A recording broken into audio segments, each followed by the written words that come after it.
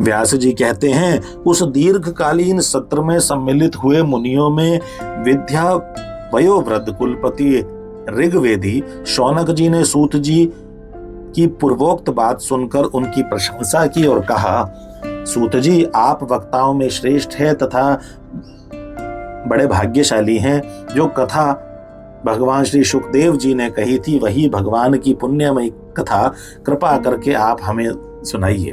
वह कथा किस युग में, किस स्थान पर और किस कारण से हुई थी?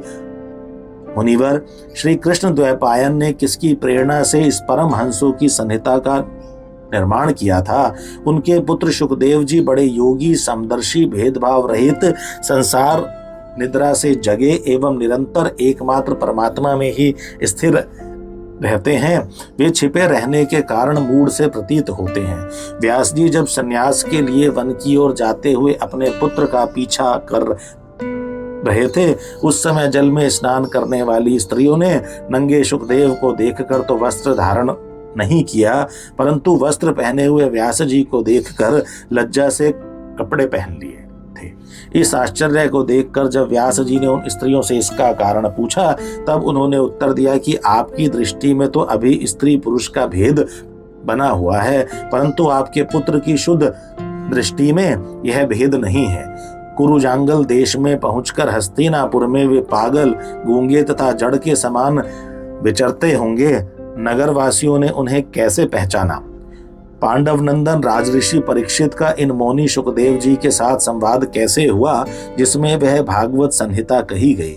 महाभाग श्री सुखदेव जी तो गृहस्थों के घरों को तीर्थ स्वरूप बना देने के लिए उतनी ही देर उनके दरवाजे पर रहते हैं जितनी देर में एक गाय दूही जाती है। सूत जी, हमने सुना है कि अभिमन्यु नंदन परीक्षित भगवान के बड़े प्रेमी भक्त थे। उनके अत्यंत आश्चर्य में जन्म और कर्मों का भी वर्णन कीजिए। वे तो पांडव वंश के गौरव बढ़ाने वाले सम्राट थे। वे भला किस कारण से साम्राज्य लक्ष्मी का परित्याग करके गंगा तट पर मृत्यु पर्यंत अनशन का व्रत लेकर बैठे थे?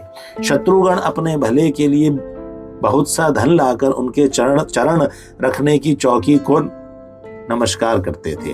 वे एक वीर युवक थे। उन्होंने उस दुस्त्यज लक्ष्मी को अपने प्राणों के साथ भला क्यों त्याग देने की इच्छा की? जिन लोगों का जीवन भगवान के आश्रित है वे तो संसार के परम कल्याण, अभ्युदय और समृद्धि के लिए ही जीवन धारण करते हैं। उसमें उनका अपना कोई स्वार्थ नहीं होता। उनका शरीर तो दूसरों के हित के लिए था। उन्होंने विरक्त होकर उसका परित्याग क्यों किया? वेदवाणी को छोड़कर अन्य समस्त शास्त्रों के आप पारदर्शी विद्वान है सूत जी, इसलिए इस समय जो कुछ हमने आपसे पूछा है वह सब कृपा करके हमें कहिए।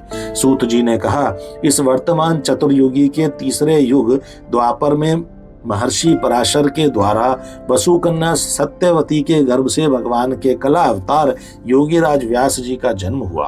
एक दिन वे सूर्योदय के समय सरस्वती के पवित्र जल में स्नान आदि करके एकांत पवित्र स्थान पर बैठे हुए थे। महर्षि भूत और भविष्य को जानते थे। उनकी दृष्टि अचूक थी। उन्होंने देखा कि जिसको लोग जान नहीं पाते, ऐसे समय के फेर से प्रत्येक युग में धर्म संकरता और उसके प्रभाव से भौतिक वस्तुओं की भी शक्ति का ह्रास होता रहता है। संसार के लोग श्रद्धाहीन और शक्ति रहित हो जाते हैं। उनकी बुद्धि कर्तव्य का ठीक ठीक निर्णय नहीं कर पाती और आयु भी कम हो जाती है।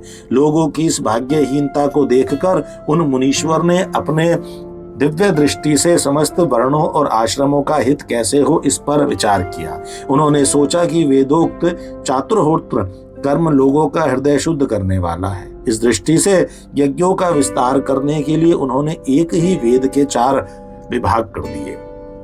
व्यास जी के द्वारा ऋक्, यजु, साम और अथर्व, इन 4 वेदों का उद्धार पृथक्करण हुआ। इतिहास और पुराणों को 5वां वेद कहा जाता है। उनमें से ऋग्वेद के पैल, सामगान के विद्वान जैमिनी एवं यजुर्वेद के एकमात्र स्नातक वैश्वपायन हुए। अथर्ववेद में प्रवीण हुए दरुण नंदन सुमंतु, मुनि, इतिहास और पुराणों के स्नातक मेरे पिता रोमहर्षण थे। इन पूर्वोक्त ऋषियों ने अपनी अपनी शाखाओं को और भी अनेक भागों में विभक्त कर दिया। इस प्रकार शिष्य प्रशिष्य और उनके शिष्यों द्वारा वेदों की बहुत सी शाखाएं बन गई। कम समझ वाले पुरुषों पर कृपा करके भगवान वेदव्यास ने इसलिए ऐसा विभाग कर दिया था कि जिन लोगों को स्मरण शक्ति नहीं है या कम है, वे भी वेदों को धारण कर सकें। स्त्री, शूद्र और पतित द्वे जाति तीनों ही वेद श्रवण के अधिकारी नहीं हैं। इसलिए वे कल्याणकारी शास्त्रोक्त कर्मों के आचरण में भूल कर बैठते हैं। अब इसके द्वारा उनका भी कल्याण हो जाए, यह सोचकर महामुनि व्यास जी ने बड़ी कृपा करके महाभारत इतिहास की रचना की। शौनक आदि ऋषियों, यद्यपि व्यास जी इस प्रकार अपनी पूरी शक्ति से सदा सर्वदा प्राणियों के कल्याण में ही लगे रहे, तथापि उनके हृदय को संतोष नहीं हुआ।